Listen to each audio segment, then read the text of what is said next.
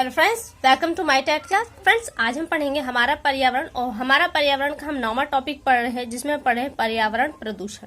पर्यावरण प्रदूषण जो टॉपिक था वो काफी लंबा था, जिसे हमने 2 पार्ट में पढ़ने के लिए कहा था। एक पार्ट कंप्लीट हो चुका था जिसमें हमने जल प्रदूषण और वायु प्रदूषण के बारे में पढ़ा था, और इसके आगे हमारा जो दूसरा पार्ट अब बनेगा वो पढ़नेगा ध्वनि प्रदूषण से।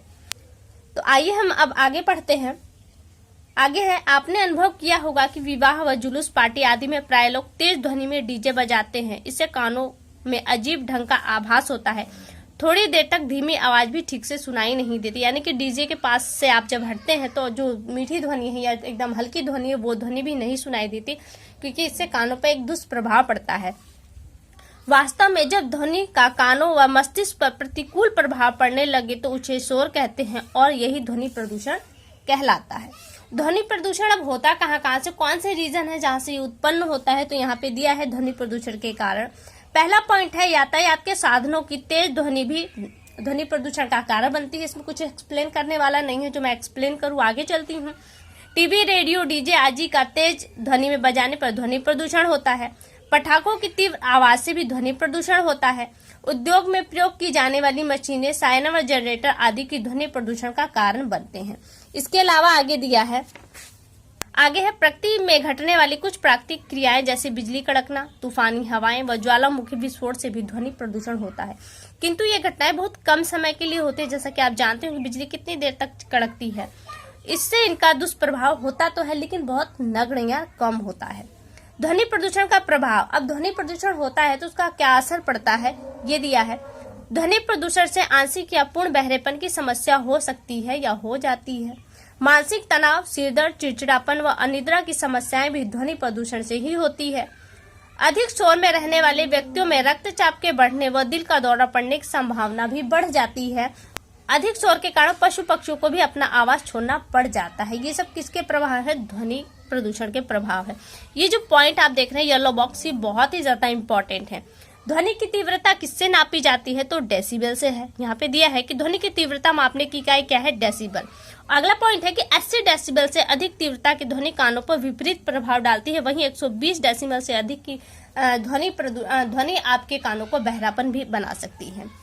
अब आगे दिया है कि ये जो ध्वनि प्रदूषण है, अब इसे नियंत्रण कैसे करेंगे, हम क्या करें कि ये ध्वनि प्रदूषण नियंत्रण हो। तो जैसी बात है, जो कारण थे उन्हें हम कंट्रोल कर ले।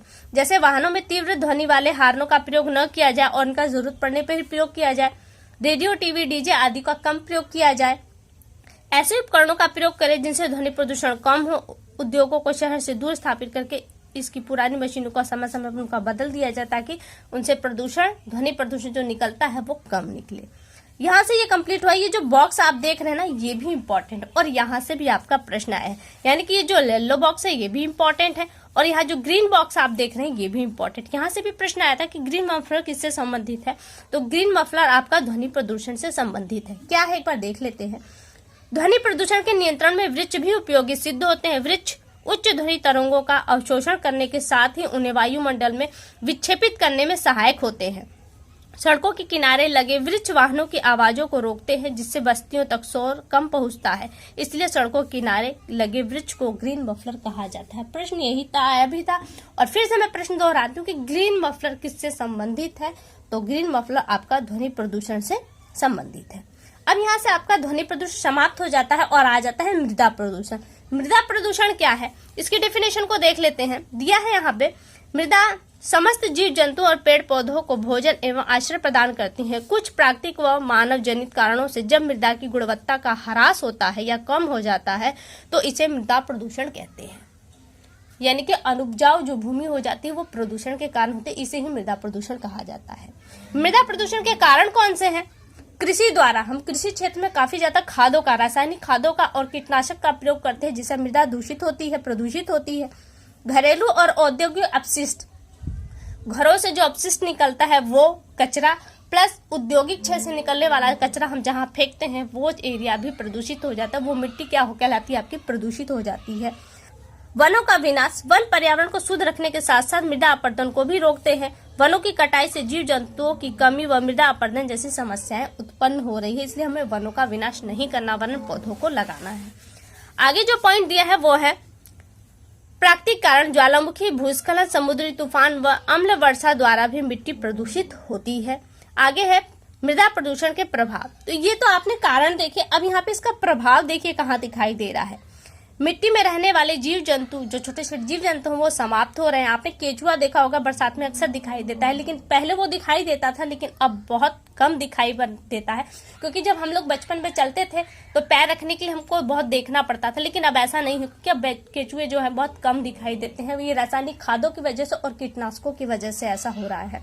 आगे दिया है मिट्टी का उपजाऊपन कम हो जाता है, पेड़ पौधे एवं फसलों की वृद्धि पर दुष्प्रभाव पड़ता है, प्रदूषित मृदा पर पैदा होने वाली फसलों के सेवन से मानव स्वास्थ्य पर बुरा प्रभाव पड़ता है। यानी कि पेड़ पशु पक्षी तो मर रहे हैं, हमारे जीवन पे भी इसका काफी बुरा प्रभाव पड़ रहा है।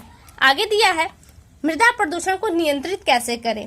फसलों पर कम से कम रासायनिक खादों व कीटनाशक का प्रयोग किया जाए, जैविक खाद को बढ़ावा दिया जाए, गांव तथा नगरों से निकलने वाले मल एवं गंदगी का उचित निस्तारण किया जाए, वनों के विनाश पर रोक लगाना और अधिक से अधिक पौधरोपण करना चाहिए। किस चीज के लिए? मृदा प्रदूषण नियंत्रण के लिए।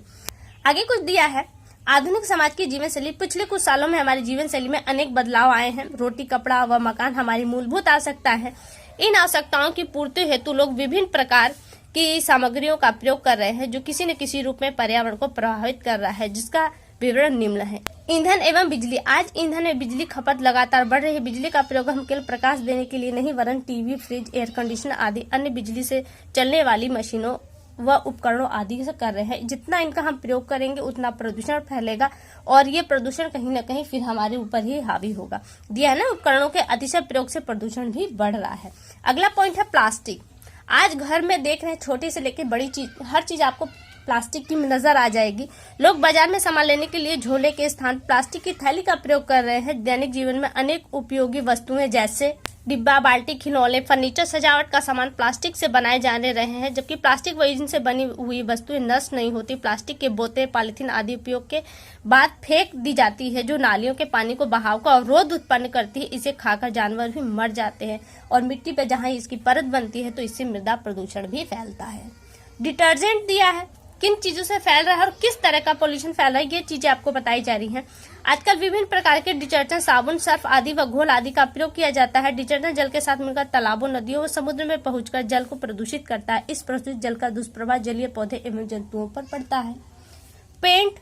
पेंट में लेड, सल्फर, नाइट्रोजन आदि का प्रयोग किया जाता है। लेड एक जहरीली धातु है जो आप घरों में पेंट वगैरह करते हैं, अतः इस प्रकार के पेंट का उपयोग करने से स्वास्थ्य पर दुष्प्रभाव पड़ता है। ये पेंट जल एवं मिट्टी में मिलकर उसे भी प्रदूषित कर देते हैं।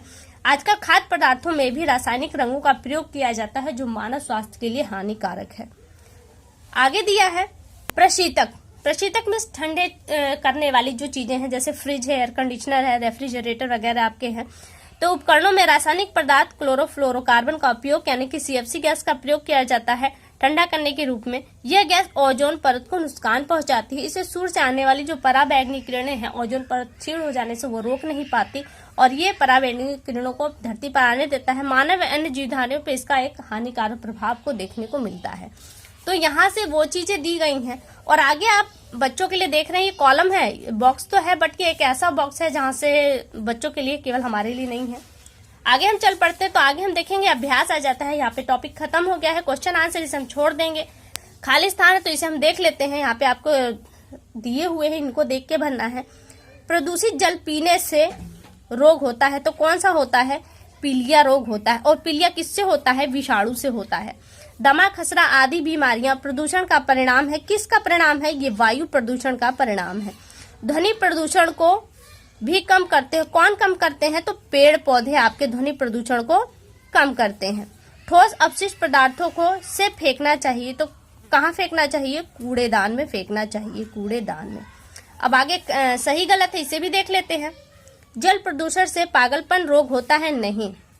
वाहनों के धुएं से जल प्रदूषित होता है? नहीं। वाहनों के धुएं से जल प्रदूषित नहीं होता, बल्कि जल प्रदूषण का कारण प्रदूषण है आपका। मानव व अन्य जीवधारियों के भोजन तथा आवास पर मृदा प्रदूषण का दुष्प्रभाव पड़ता है, तो ये पॉइंट सही है। घरों से निकलने वाले गंदे जल का उचित निस्तारण करना चाहिए, ये पॉइंट भी आपका सही है। आगे आपका मिलान है, इसे भी हम कर लेते हैं, फिर ये टॉपिक खत्म हो जाएगा।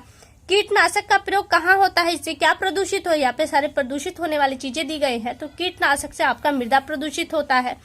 दमा किस प्रदूषण के कारण होता है, तो वायु प्रदूषण के कारण होता है। वहीं हैजा आपका किस प्रदूषण के कारण होता है, तो जल प्रदूषण के कारण होता है। वही चिड़चिड़ापन किस कारण से होता है, तो वो ध्वनि प्रदूषण के कारण होता है। तो फ्रेंड्स यहाँ से देखिए आपका ये टॉपिक कंप्लीट हुआ। अगली टॉपिक में आपसे फिर मुलाकात होगी, तब तक के लिए नमस्कार।